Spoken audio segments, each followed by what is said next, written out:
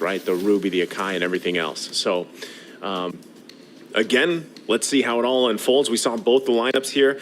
I'm going to go ahead and lean towards this lineup from Rrq Hoshi. I think they should be able to pull it off. But we're going to be jumping here into the land of Dawn here. Game number 1, down to the last 8 teams. We're kicking off here. Rrq Hoshi, Burmese Ghouls in this best of 3. One of these teams will be sent out of the tournament here after the series. So we all start here once again. Taking a look at the early rotations, emblems, nothing quite, out of the ordinary here. Banana, though, opting for a lot of that sustainability again with this CC.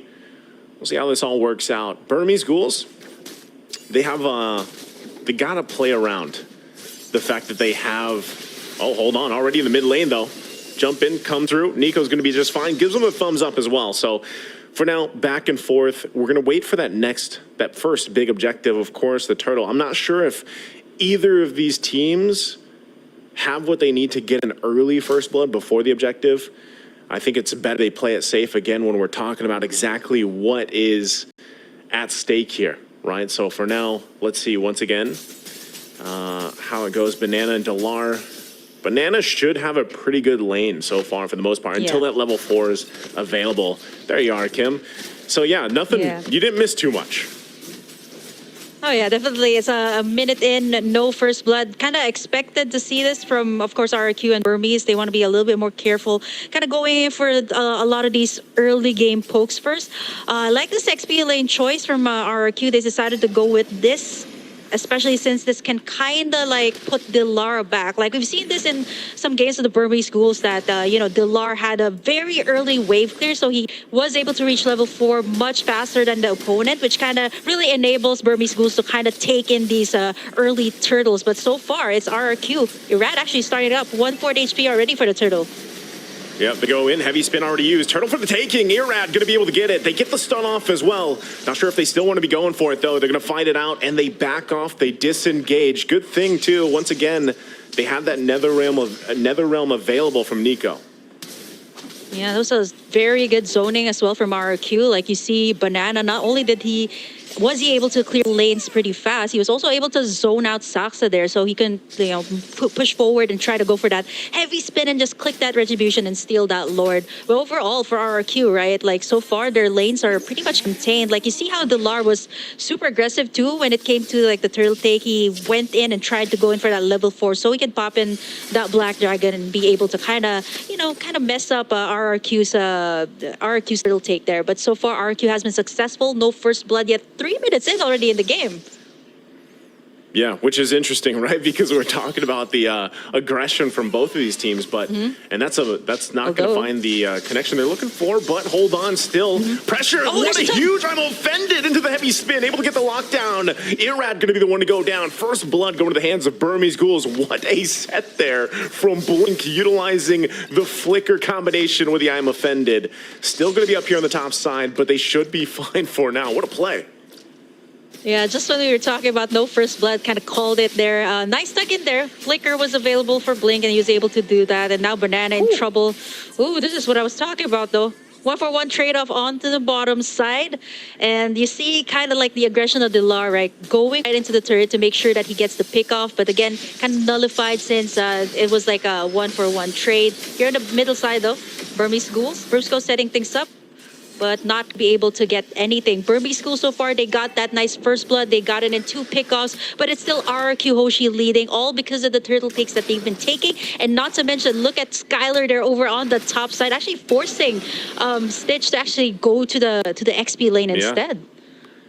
It's a good choice. I mean, a lot of these rotations happening here are very smart on both sides, for the most part. In early game, not anything too crazy happening. You see Blink, if he continues to do that every time the flicker's available to him, is really going to pay off, right, for Burmese Ghouls. That's kind of what they have to do. But Brusco, even on the other side, well-timed Annoying Fury is going to help them out. And not only that, but they have the extra CC available to them with Rrq's kit. Dragon Form going to come down, still be working for this turtle. Second one, Sock's able to secure it, gets the lockdown now on Rrq. He's kind of stuck between the wall. He'll get taken out by Delar.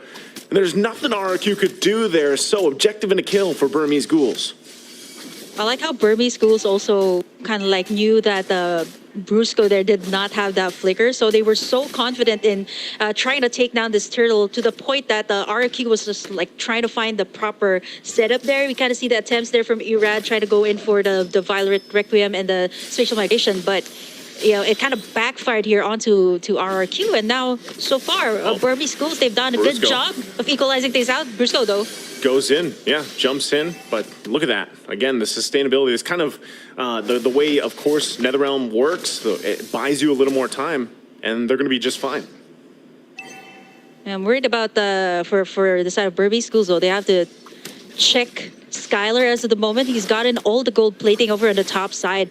Not to mention that he's been pushing the lanes pretty fast. You did mention that this Bruno is a turret shredder, and so far he's been taking this turret down almost to 1/4 HP. They should be able to take this.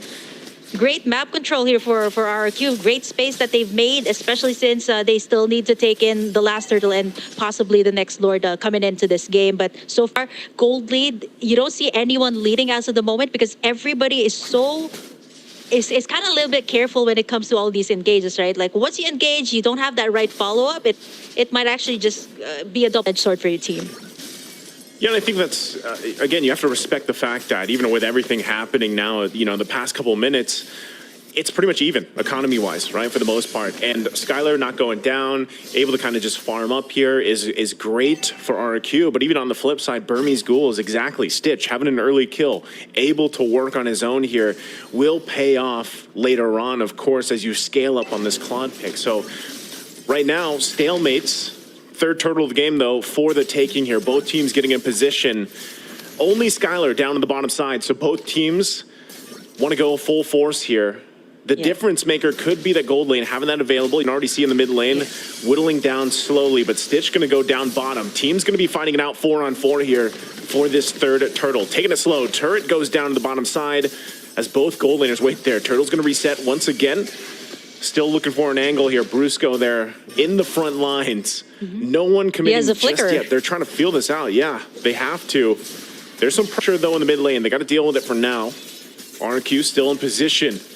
But right now, Burmese Ghouls just kind of letting them take control of this space. Blink not going to commit. There's the dragon form finally going for the initiation. Huge stuff there from Brusco, though, with the flicker, Manu and Fury. Now they're going to be battling out. Still looking for a kill to fall here, though, as both gold laners trying to make it away. Delar will finally fall. Stitch now joining the fight. Irad taking a couple shots. He's almost there, but another knockup goes through as Irad falls. It's a double for Stitch, though. But Skylar finally gets a kill as well. And now the mid lane turret goes down next. They find wins on both sides here, but Rrq pulling out just a little bit ahead. Now Saksa, buff can be worked on, and he's deleted by Banana. Gets whittled down quickly. And that is tough for them. Stitch now the answer here with Blink still. Banana going to be able to get away from the I'm offended. Wow, so much back and forth here, Kim. Yeah, we kind of expected this coming out. All out brawl from the side. Burmese Ghouls, big window. There was a trade from Rrq Hoshi on the middle lane, so that's also pretty big for them to give that map control towards their side. Right now, that is big because Rrq Hoshi just finally got this first Lord of the game. Not the Luminous one, but this will actually give more pressure to Burmese Ghouls. They've been winning all of these clashes, but they haven't been able to convert as much turret takes as compared to Rrq Hoshi, who has been slowly taking it in. Care of Skylar, 101 on this Bruno, 7,600 gold for him, at least 1,000 more than what Stitch has. But so far, you know, we can't count out Stitch just yet. This is a Claude that you're talking about. He just picked up the Demon Hunter sword too, so that's going to be big for the side of Burmese Ghouls when it comes to these clashes. That blazing duet that Stitch has to time up really well. He also has that Purify, so pretty much he's just going to go for the cleanup work here if Burmese Ghouls decides to go in for the full engage. Okay, and with that, they got the Lord work in here. Rrq now going to go ahead and get these turrets down, move around the map with the space that they garnered themselves. We'll be taking the resources as well on top of it. So Burmese Ghouls once again finding themselves in a troubling position. This round it could slip out of their hands very quickly, depending on how they deal with this push. It's going to come down once again if Blink can find a setup that he's going to be looking for on this Ruby pick once again. He's kind of the big answer for them. Delar also now at this point with Dragon Form has to be really careful on his positioning. turret now in the mid lane. Tier 2 going to fall into focus top side, Tier 3. And you can already see Skylar very confidently just kind of poking down what he can. Shield's already taken care of as well in the mid lane. But right now, Burmese Ghouls holding it together on the defense. For Burmese Ghouls and Rrq, what they both have in common right now is the timing of the ultimates. The Netherrealm here, the Blazing Duet. Even for the side of Rrq, the timing here of Brusco's setup. He does have the flicker here. They want to go for the pressure here on the mid side. There's tug in by Blink. Able to get the pull here, but he's still going to be able to stay alive through it all. Netherrealm comes down too. Dragon Form there to cut him off a little bit. Delar, though, takes quite a few shots. No one goes down in the exchange. Big item picks up as well. The Flask of the Oasis now for Brusco. Sustainability going to be there, and they're getting another turret as well. The jump in from Irad finds the Rrq. Now Banana also unleashing. Stitch able to get the kill, but it's Nico that falls. 2 down for Burmese Ghouls and Rrq. Looking to end game number 1 here, working on the crystal. Can Burmese Ghouls clear the waves, keep it together? They find a little bit of room to work with. Blink's the one to fall, but Skylar has so much damage on this Bruno, and that looks like it's going to be it as Rrq takes game number 1. Wow, just when we thought that it could have been at least like a more than 15 minutes game, that was actually a pretty fast game there from Rrq.